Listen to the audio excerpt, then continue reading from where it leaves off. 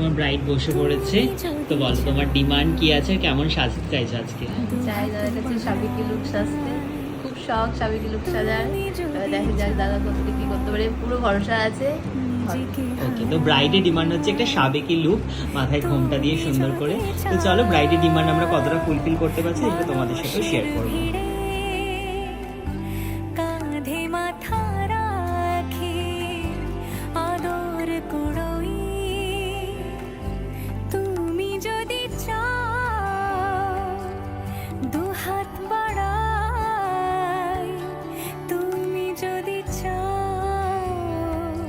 Ready হয়ে গেছে, বলো কেমন লাগলো সিজার, কতটা মানে তুমি খুশি হয়েছো?